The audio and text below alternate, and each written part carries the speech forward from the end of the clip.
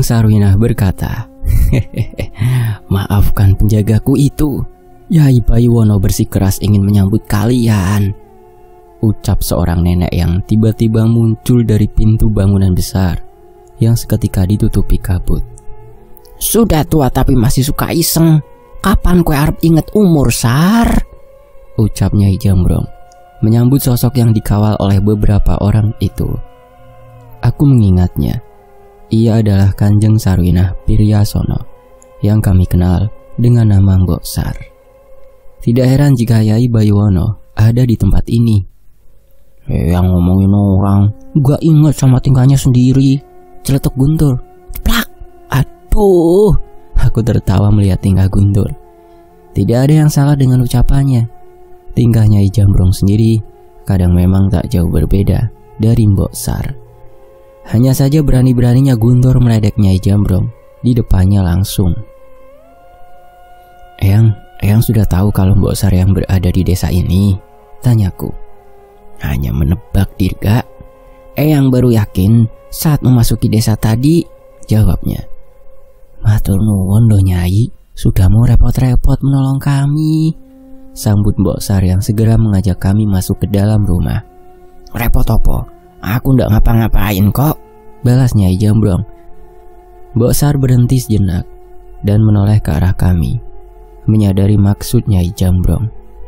"Mereka benar-benar sudah tumbuh ya?" "Iya, kitanya saja yang gak tahu diri, masih hidup sampai sekarang," balas Nyai Jambrong yang terdengar seperti kalimat bercanda.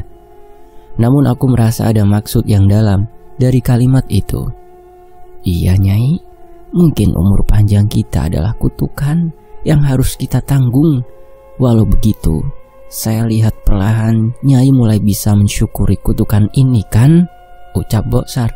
"Alah Mbok Sar, sekarang kita cuma bisa menjalaninya saja." Walau dikatakan memasuki sebuah rumah, sebenarnya kami diajak menembus kabut yang menutupi pintu bangunan tersebut. Kami bukan masuk ke dalam rumah, melainkan ke sisi alam lain dari bangunan itu. "Pantas saja tidak ada orang di desa itu," ucap Guntur. "Rupanya bisa juga berlindung dengan cara seperti ini ya?" tanyaku. Mbok Sar mempersilahkan kami untuk masuk, namun ia belum menutup gerbang penghubung tempat ini. "Mereka disuruh masuk sekalian, toh kita juga sudah saling kenal," ucap Mbok Sar. Kami menoleh ke arah Nyai Jambrong dan ia memberi anggukan sebagai isyarat. Saat itu aku keluar sebentar dan memanggil sosok-sosok lain yang menemani kami dalam perjalanan ini. Seekor kera ekor panjang dan seekor kera putih menyambut isyarat kami dan melesat masuk ke balik kabut. "Maaf ya, aku menggunakan kekuatanmu terlalu banyak," ucap Guntur pada Wonosuro yang bersemayam di tubuh kera putih itu. Sementara aku menyambut Kliwon yang masih terlihat cemas. Aku mengerti perasaannya. Sama, sepertinya kami juga cemas dengan keadaan Cahyo dan yang lainnya. Nyai Jambrong, kedua muridnya, dan Panglima Kembar Alaswana Marta, siapa yang tidak gentar melihat kedatangan kalian? Ucap Mbok Sar. Jangan sosok memuji seperti ibu-ibu di pasar. Kau tahu sendiri kami masih jauh dari cukup untuk menyelesaikan tragedi yang kali ini akan terjadi, balas Nyai Jambrong. Nyai benar, tapi kedatangan kalian saat ini sangat membantu untuk menghentikan masalah di tempat ini, ucap Mbok Sar.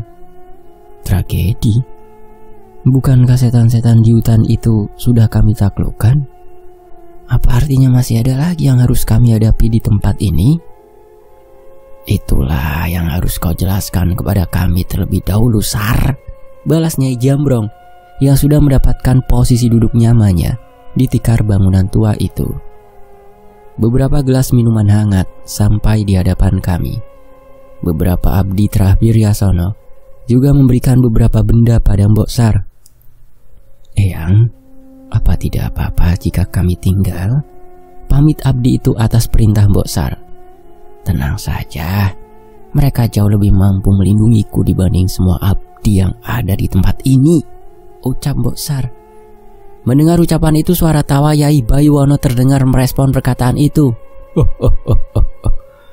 Mungkin kalian sudah tahu kalau ada sosok terah terkutuk yang ingin membangkitkan mayat-mayat yang sengaja disimpan untuk zaman ini, bukan Mbok Sar? Terah Paku Jagar, ucapku. Mbok Sar mengangguk. Ia pun melanjutkan ceritanya tentang ketika ia menyadari keberadaan kekuatan terpenting terah Paku Jagar tersimpan di bawah bukit ini. Menurut penyelidikan Trah Biryasono, bukit ini adalah kuburan atau makam-makam dari makhluk-makhluk terkutuk yang pernah hidup di zaman kejayaan Paku Jagar. Mungkin ada puluhan jasad dari makhluk sekuat Nyai Jambrong di bawah bukit ini, jelas Mbok Sar. Aku pun menelan ludah mendengar kenyataan itu. Itu artinya, bila Trah Paku Jagar bisa membangkitkan mereka, kami akan melawan sekelompok pasukan skuad Nyai Jambrong? Ini tidak masuk akal. Lantas kami harus apa, Sar? Tanya Nyai Jambrong. Ada beberapa cara. Yang pertama, kita gali bukit ini dan memusnahkan jasad-jasad itu. Itu sulit, Kanjeng. Kita membutuhkan peralatan berat untuk menggali jasad yang sudah terkubur ratusan tahun yang lalu, balasku. Mbok Sar mengangguk. Cara kedua adalah menaklukkan ruh dari jasad-jasad itu hingga mereka tidak dapat dibangkitkan kembali. Aku menoleh ke arah Guntur dan Nyai Jambrong. Sepertinya kami sepakat dengan kemungkinan yang kedua. Kami tahu ruh dari mereka yang tubuhnya telah mati seharusnya tidak sekuat saat mereka hidup. Kau sudah tahu kami akan memilih cara yang mana. Jadi apa rencanamu, Sar? Tanya Nyai Jambrong lagi. Perang gaib, jawab Mbok Sar. Kita siapkan umpannya dan kita hadapi ketika mereka berkumpul di desa ini, lanjut Mbok Sar. Aku dan Guntur menyimak rencana yang dijabarkan oleh Mbok Sar. Yang aku tangkap, secara garis besar, Mbok Sar akan memancing ruh-ruh itu ke desa ini, dan kami akan menghadapi mereka semua. Namun yang menjadi permasalahan, makhluk seperti apa saja yang akan muncul, dan umpan apa yang akan digunakan untuk memancing mereka. Kau sudah menyiapkan umpannya? Tanya Nyai Jambrong. Mbok Sar tertawa. Aku seperti melihat maksud lain di balik tawanya itu. Sudah kusiapkan di bangunan belakang, Nyai. Aku dan Guntur curiga.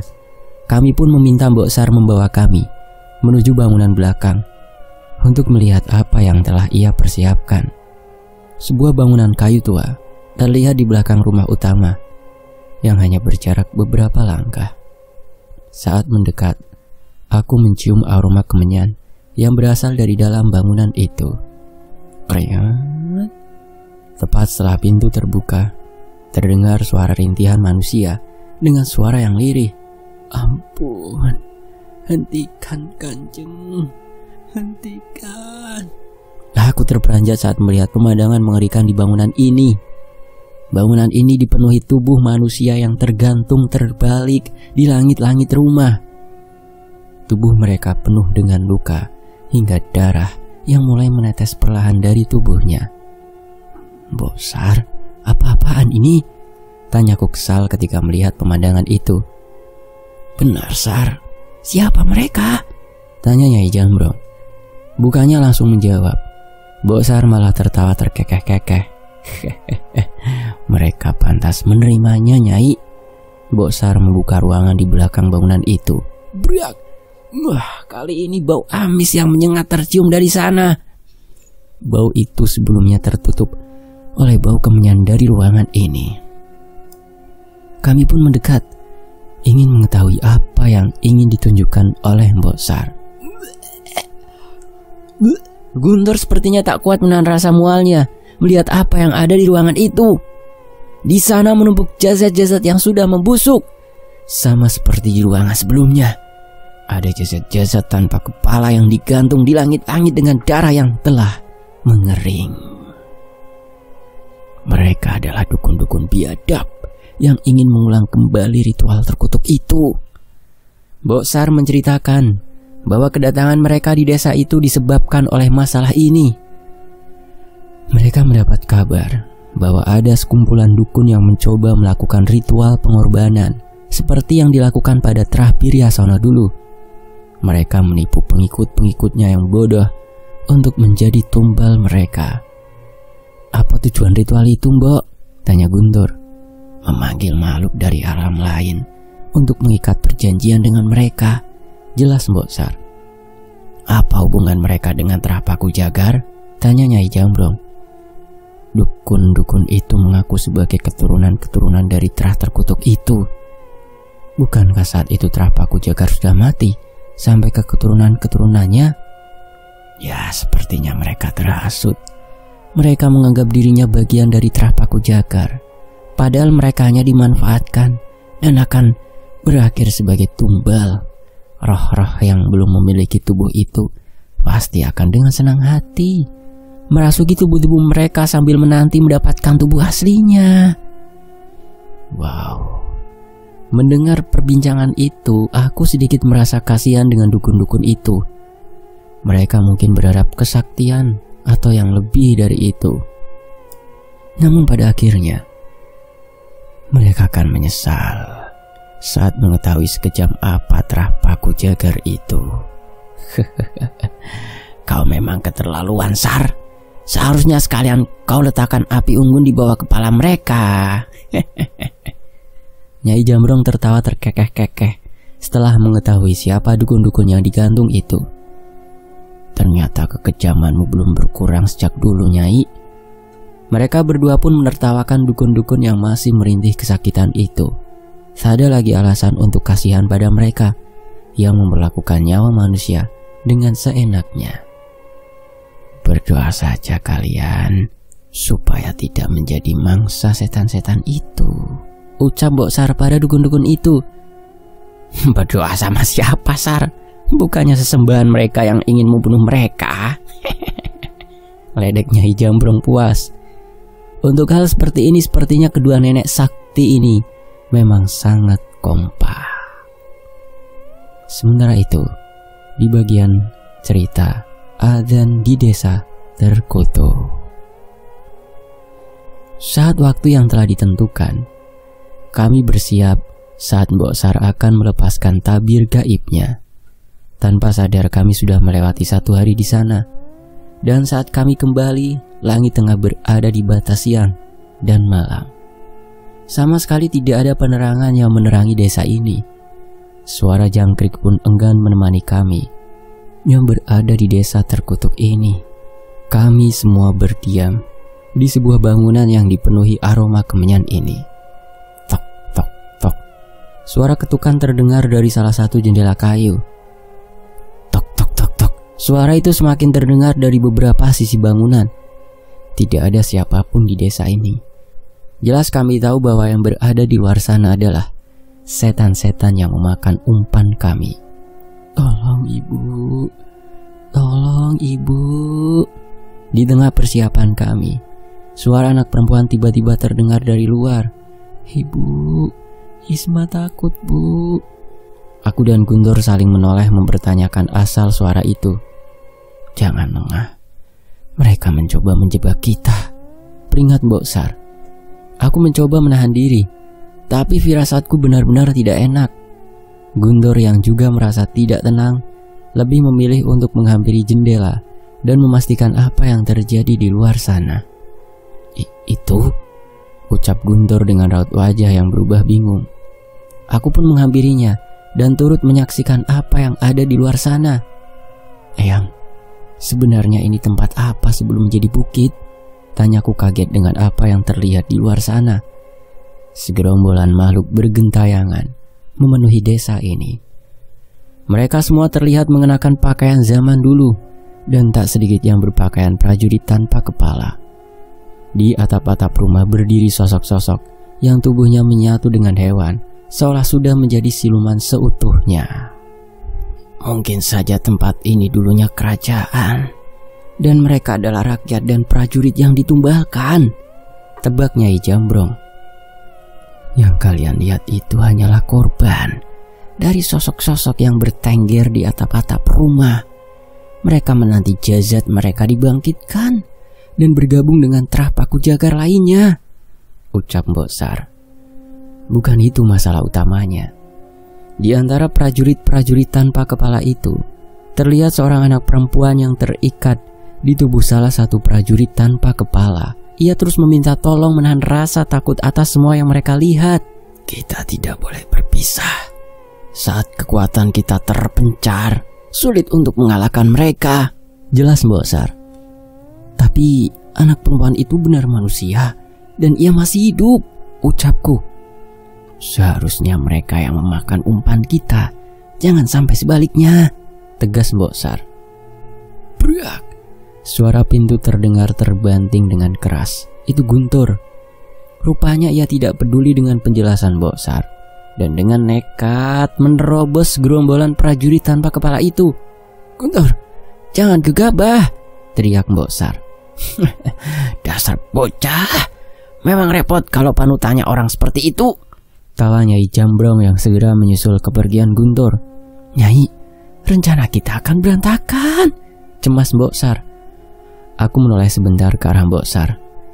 Mau gimana lagi, Mbok? Kalau Mas Cahyo di sini, dia juga bakal ngelakuin hal yang sama kan? Ucapku.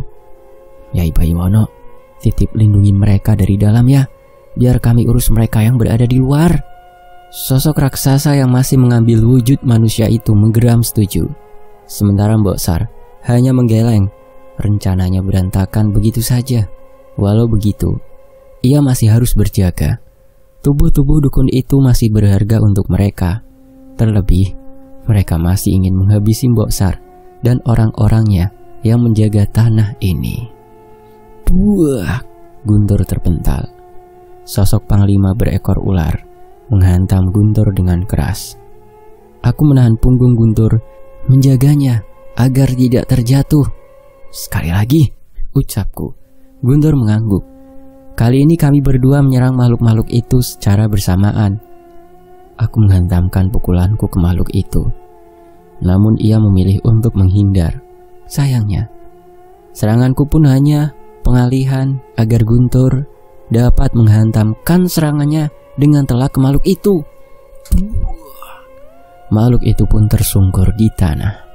Kami tidak menghiraukannya dan bergegas menuju anak perempuan itu.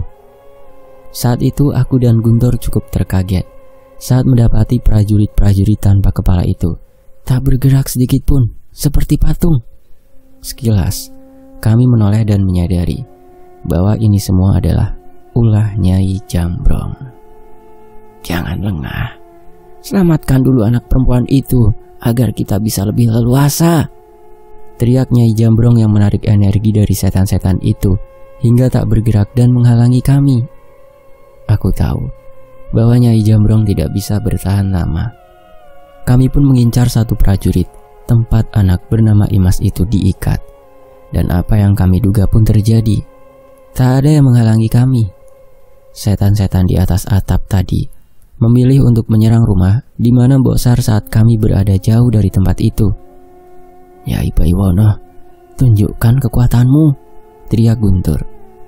Raksasa itu pun kembali pada wujudnya dan menghantam setan Panglima bersisik buaya hingga terpental.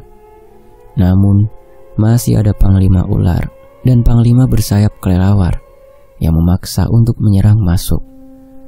Mbok Sar kembali menggunakan kabut gaibnya untuk membawa sebagian sisi dari alam gaib ke tempat itu. Saat itu, dua sosok kera muncul dan meraung dengan keras. Wah! Samar-samar terlihat kera raksasa dari dalam kabut yang menghantamkan pukulannya ke kedua panglima siluman itu. Terima kasih panglima-panglima kera, ucap Mbok Sar. Aku dan Guntur berhasil menyelamatkan Imas dan bergegas kembali ke rumah. Dirga, tenangkan prajurit-prajurit itu. Mereka hanya arwah penasaran, perintah Nyai Jambrong. Mengetahui kenyataan itu, aku pun memanjat salah satu rumah dan memilih tempat yang cukup tinggi. Dari tempat itu aku bisa melihat seberapa mengerikannya desa ini dengan berbagai makhluk yang mengerumuni berbagai sisi desa. Setelah mengetahui kondisi Imas telah aman, aku pun menenangkan diri dan memusatkan tenagaku ke suaraku.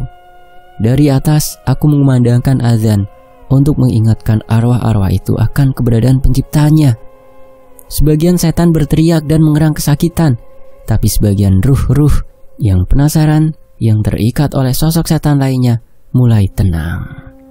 Ia tidak lagi mengincar kami dan perlahan menghilang. Allahu Akbar, Allahu Akbar.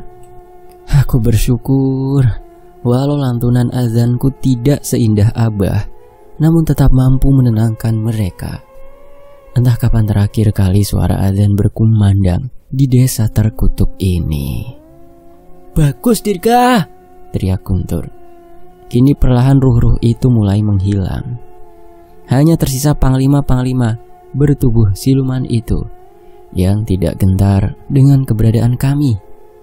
Jangan takut, mereka tidak ada apa-apanya dengan kekuatan kita.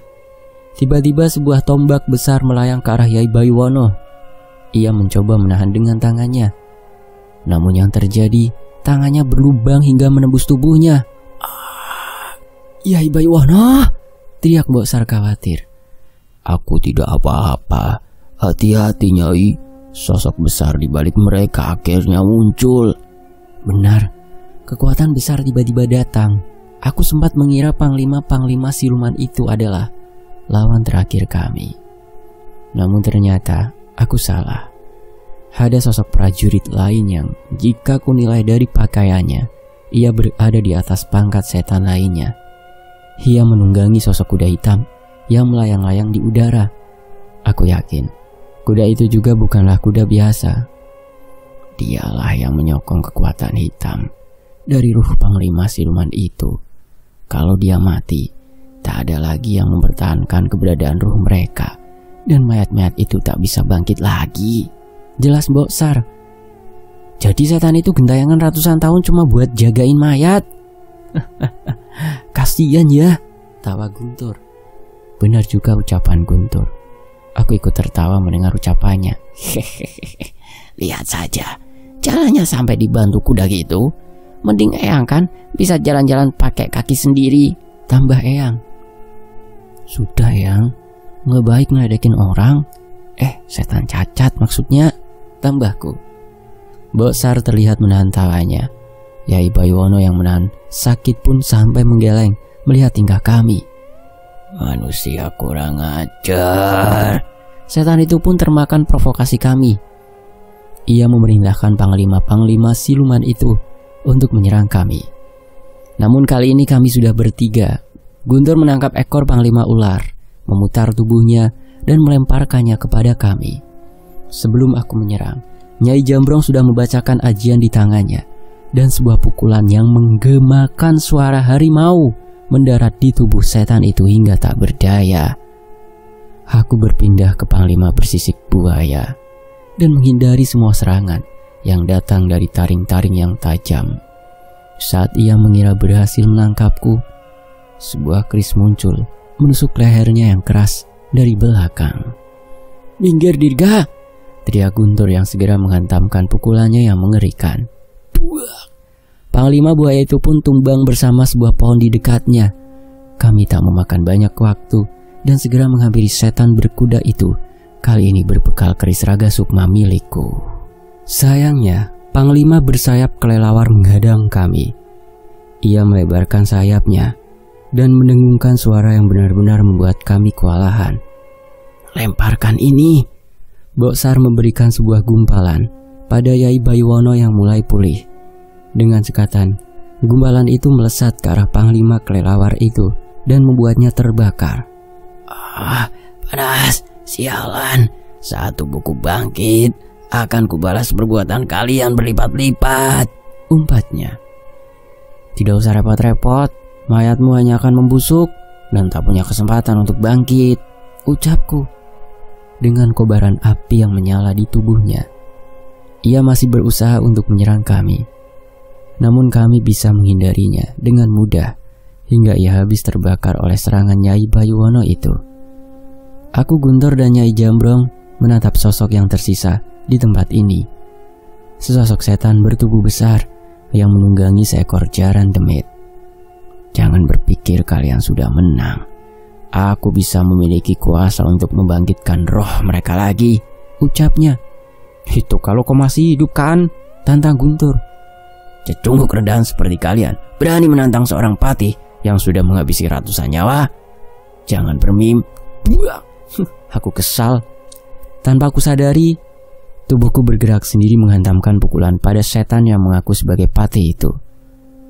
Kehebatan seorang patih bukan dihitung dari seberapa banyak musuh yang kalian bunuh, tapi seberapa banyak rakyat yang kalian lindungi.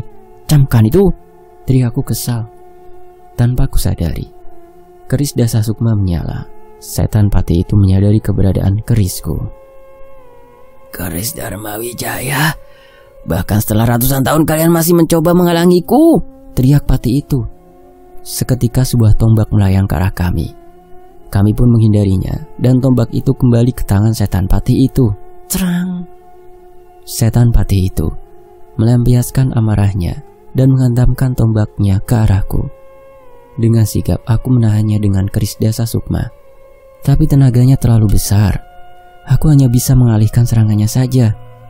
Lemah, ucapnya yang menyerap kuda yang ia tunggangi itu kembali ke tubuhnya. Terang, terang, terang. Kali ini posisi terbalik. Tanganku gemetar, menahan setiap serangannya. Mungkin jika bukan keris Dasa Sukma yang ada di genggamanku, tanganku pasti sudah terpisah. Wanasura. Terdengar suara bisikan Guntur yang meminjam kekuatan dari sosok yang dititipkan oleh Mas Cahyo dan menahan dengan tasbih di lengan kirinya. Wah, dua. Serangan itu menghantam setan putih itu, bersambut dengan tendangannya Nyai Jambrong yang menghantamnya dari sisi yang berbeda. Jangan sombong. Mata setan itu memerah dan mengibaskan tombaknya dengan kekuatan hitam yang menyelimutinya. Kekuatanku bahkan bisa menghancurkan bukit ini, ucapnya dengan kekuatan hitam yang mulai menyatu pada dirinya. Kekuatan kami bisa menghancurkan makhluk yang mengaku bisa menghancurkan bukit ini, ucap Guntur. Kabut putih mengelilingi setan patih itu. Aku yakin ini perbuatan Boksar. Sepasang kera berlarian di antara kabut itu. Dari balik sisi kabut, aku melihat Nyai Jambrong membacakan ajian dan melakukan sebuah gerakan yang mengumpulkan kekuatan. Mana mungkin kami takut dengan makhluk bodoh yang menjual dirinya pada kekuatan hitam, ucapku. Masih ada jurus-jurus bela diri di alam ini yang tidak kalah kuat dengan ilmu hitam yang menyanyiakan jiwa. Ilmu-ilmu yang pantas dimiliki oleh mereka yang mau berkorban untuk melindungi mereka yang tidak bersalah, ucap Guntur. Aku tak butuh ceramahmu. Kekuatan sebesar ini ku dapat dengan mudah hanya dengan bayaran darah dan nyawa, ucap setan patih itu sembari mengayunkan tombaknya ke arah Guntur. Namun itu hanya bayangannya saja. Kalau sebanyak apa nyawa dan darah yang telah dikorbankan, aku berani bersaing.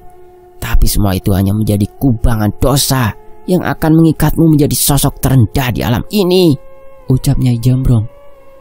Sama seperti Guntur, serangan setan ke arah Nyai Jambrong hanya menyapu bayangan kabut saja. Makhluk itu pun semakin geram dan menyerang membabi buta ke segala arah. Aku merasakan kekuatan yang tak biasa. Dari balik kabut, wujud besar kera raksasa dari balik kabut mulai terlihat dan sepasang pukulannya mengerikan dengan cepat menghantam tubuh setan patih itu hingga memuntahkan darah hitam dari mulutnya. Ada dua kekuatan mengerikan lagi dari sisi lain. Saat ingin kembali berdiri, aku melihat bayangan harimau putih melesat dari balik kabut. Namun aku tahu dengan jelas bahwa itu bukanlah sosok harimau yang sebenarnya.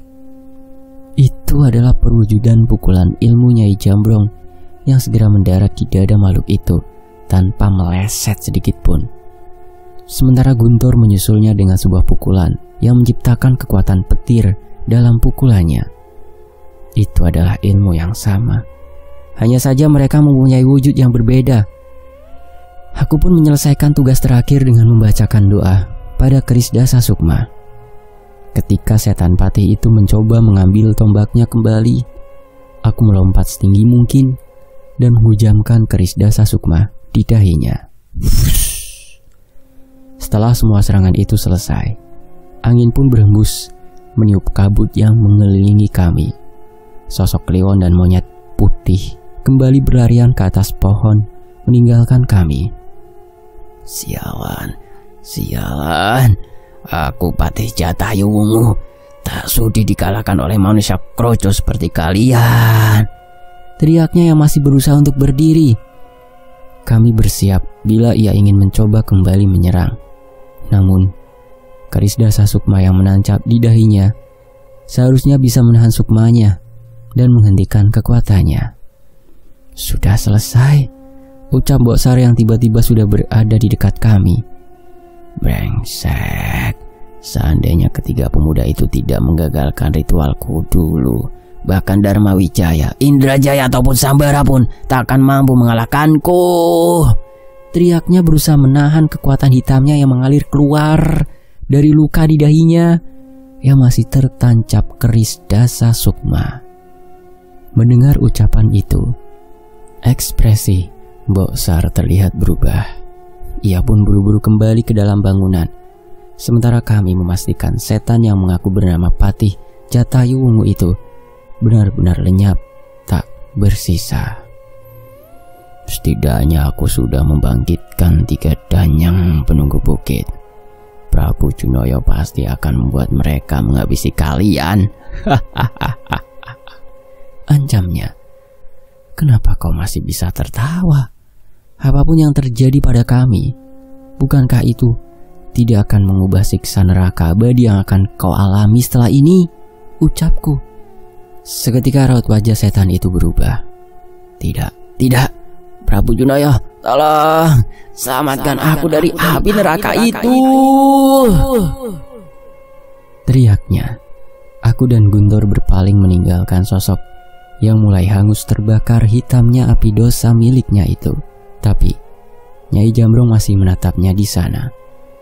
Kami pun menahan niat kami untuk pergi dan mengajak Nyai Jambrong. Aku dan Guntur sadar, saat ini Nyai Jambrong pasti membayangkan bagaimana nasibnya saat ia meninggal kelak. Apa Tuhan akan memaafkan dosa-dosa kejinya di masa lalu, atau ia akan bernasib sama seperti Patih Junoyo? Tidak usah khawatir, Eyang. Saat Eyang sudah tidak ada nanti, kami akan menjadi saksi atas semua hal baik yang Eyang lakukan semasa hidup, hiburku. Tidak berucap kata-kata apapun dari Nyai Jambrong. Namun air matanya yang menetes menunjukkan ketulusannya atas semua pertaubatannya. Aku dan Guntur pun menuntun Nyai Jambrong untuk menenangkannya. Kalian cepat kemari, teriak Boksar yang sudah berada di rumah utama dengan sebuah tempayan besar dan sesajen. Ia sudah melakukan sebuah ritual yang hanya bisa dilakukan oleh Trah Piryasono. Saat setan tadi mengatakan keberadaan ketiga pemuda yang menggagalkan ritualnya dan menyebut nama Sambara, Dharma Wijaya, serta Indrajaya, aku mencoba mengaitkan sukmanya dengan ritual ini dan lihatlah. Kami pun menatap ke dalam air di tempayan itu dan samar-samar terlihat sosok Patih Jatayu Wungu di masa hidupnya. Penglihatan itu menunjukkan sebuah ritual yang ia lakukan di desa dengan mengorbankan rakyatnya. Ia menumbalkan warga desa yang ia isolir untuk persembahannya pada sosok besar yang ia puja. Ada sekumpulan prajurit yang mencoba menggagalkan rencana itu. Namun, mereka semua gagal.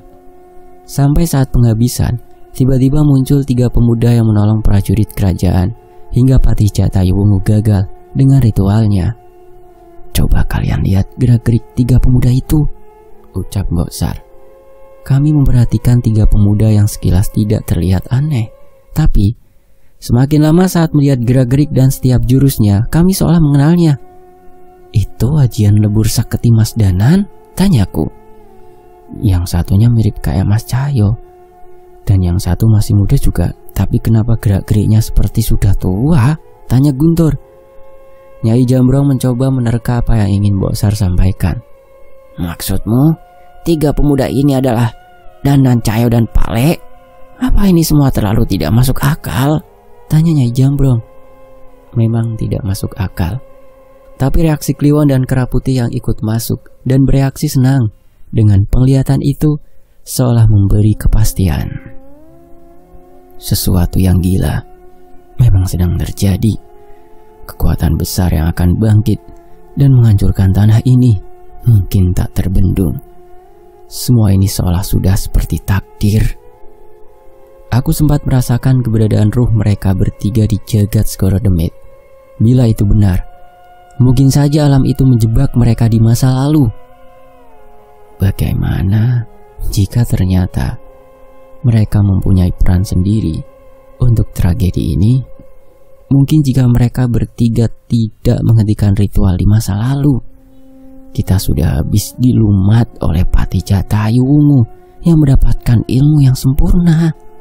Jelas Mbok Sar. Benar ucapan Mbok Sar. Semua ini terdengar tidak masuk akal. Tapi aku juga tidak bisa mengelak bahwa ketiga pemuda itu memang sangat mirip dengan Mas Danan, Mas Cahyo, dan Pak Le.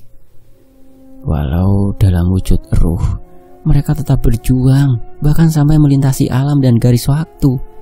Kita tidak boleh menjadi beban untuk mereka, ucap Guntur yang terlihat termotivasi dengan cerita itu.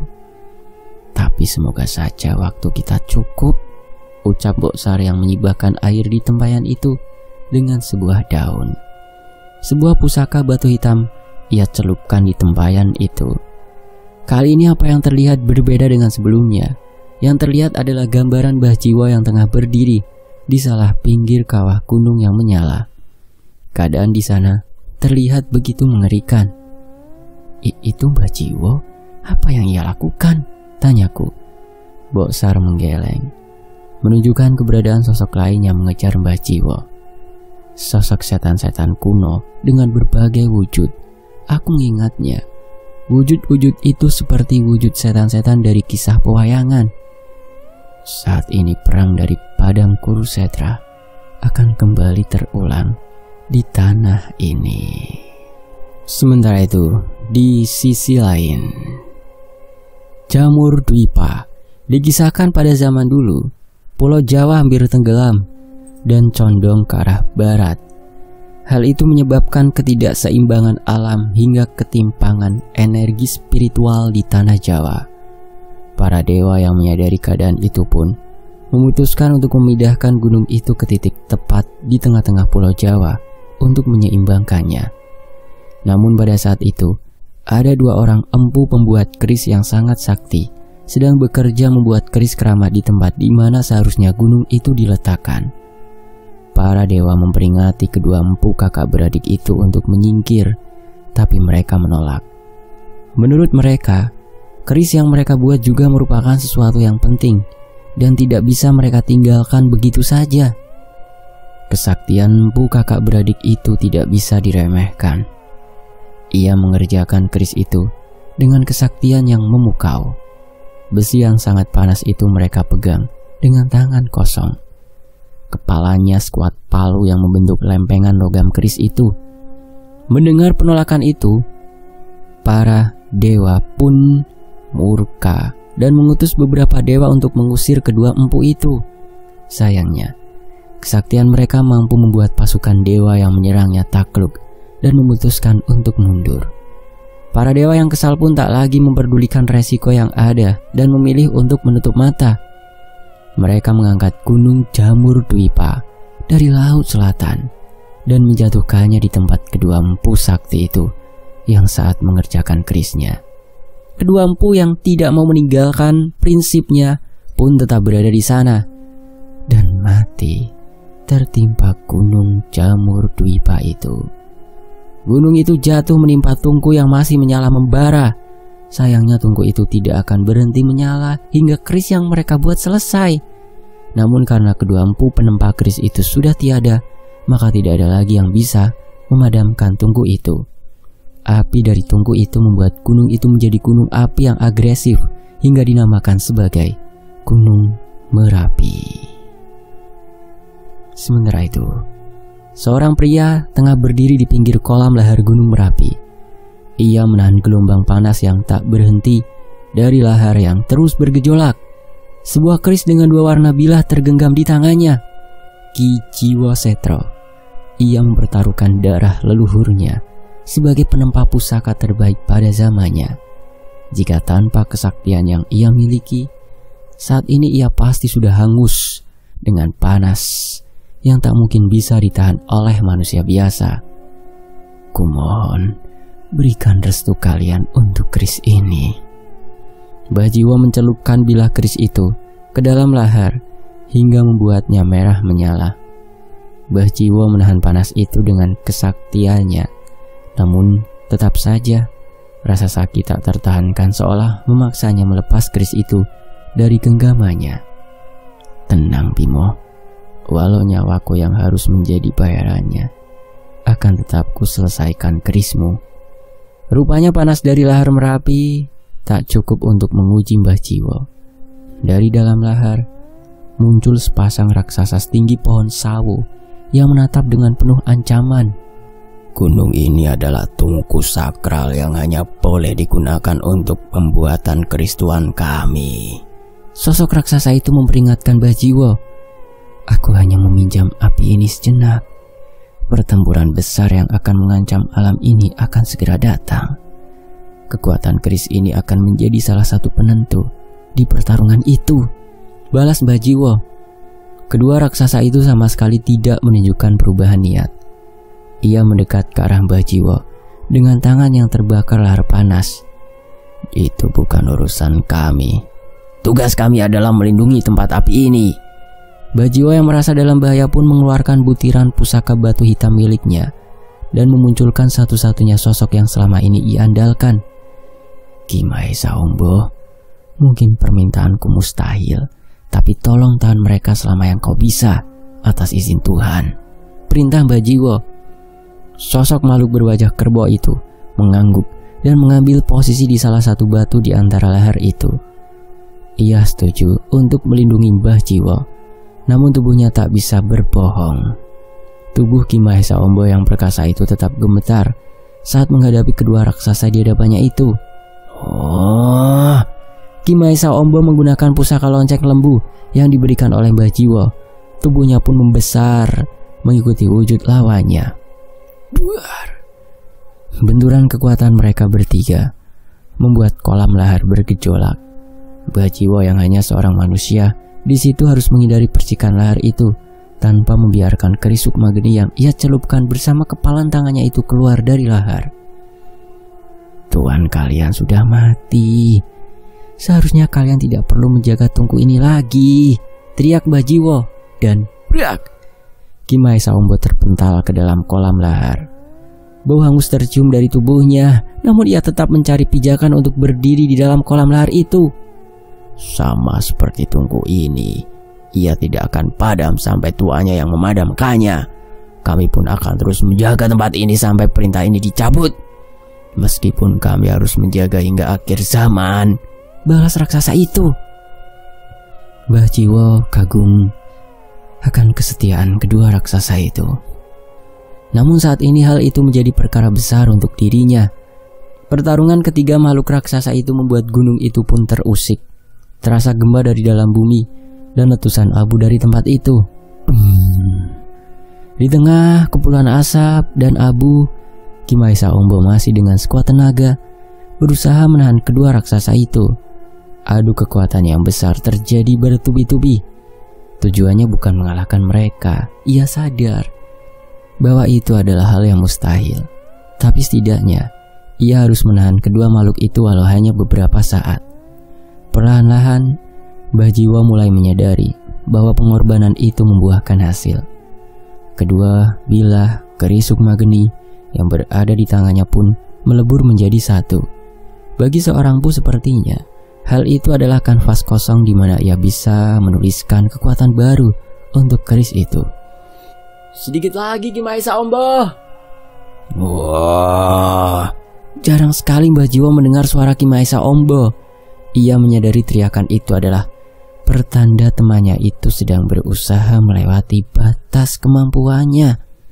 Mengetahui hal itu, Mbah Jiwo tidak ingin menyia-nyiakan perjuangan dari Ki Mahesa Ombo. Bilah putih, kekuatan api penyembuh dari masa lalu. Bilah hitam, Kekuatan api hitam yang membakar segalanya. Kekuatan yang Mbah Jiwo sematkan pada kerisuk Mageni di masa ini. Hal apa yang bisa menyatukan kedua kekuatan yang bertolak belakang, yang bahkan berbeda masa ini? Semakin Mbah Jiwo membentuk kekuatan di kubangan lahar itu, semakin besar getaran di puncak gunung itu. Terlebih pertarungan Ki Mahesa Ombo menghancurkan beberapa sisi bebatuan yang menopang tempat ini. Sudah cukup. Kalian harus melepur dengan lahar ini, ucap salah satu raksasa itu. Kedua raksasa itu pun menarik 2 buah gada yang muncul dari dalam lahar. Mbah Jiwo menyadari bahwa gada itu bukanlah gada biasa. Itu adalah pusaka yang bisa menggetarkan gunung. Ki Mahesa Ombo, cepat pergi, perintah Mbah Jiwo, dan bersambung. Demikianlah. Semoga teman-teman bisa terhibur. Mohon maaf kalau ada salah kata. Terima kasih untuk penulisnya, terima kasih untuk teman-teman. Saya pamit, wassalamualaikum warahmatullahi wabarakatuh. Sampai jumpa, tetap di Fakta Sejarah. Alhamdulillah.